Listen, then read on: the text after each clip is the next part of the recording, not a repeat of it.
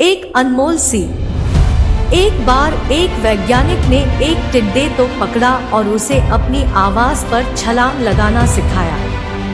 वैज्ञानिक टिड्डे से कहता, कूदो। टिड्डा उसके आवाज सुनते ही जोर से छलांग लगा देता।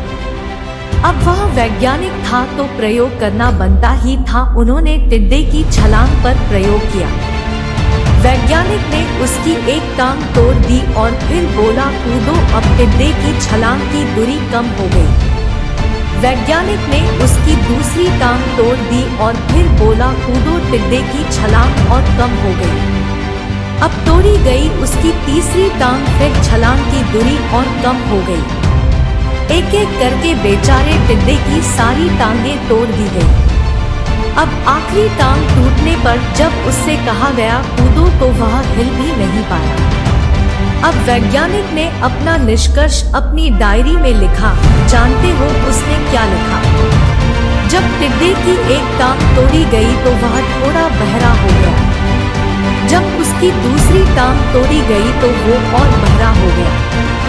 हर टांग टूटने के साथ वो और बहरा होता गया और सारी टांग टूटने के बाद वह बिल्कुल बहरा हो गया। अब जोर जोर से चिल्लाने का भी उस पर कोई असर नहीं हुआ।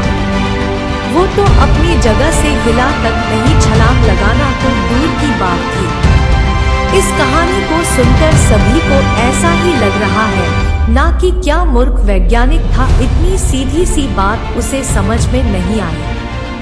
या कुछ लोग ये भी सोच रहे होंगे कि ये तो किसी बच्चे को भी पता है कि टिड्डे की छलांग उसके टांग टूटने की वजह से कम होती जा रही थी, ना कि वह बहरा हो गया था।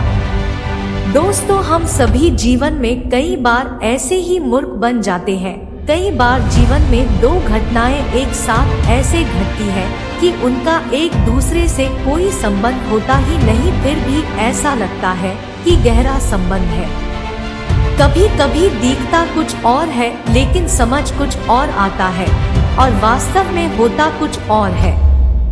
इसीलिए अगर पछताना नहीं है तो जीवन में जल्दबाजी में कोई निर्णय ना ले, हमेशा समझबूझ का इस्तेमाल करें, सावधानी बरते, नतीजे सोच विचार कर ही निकालें।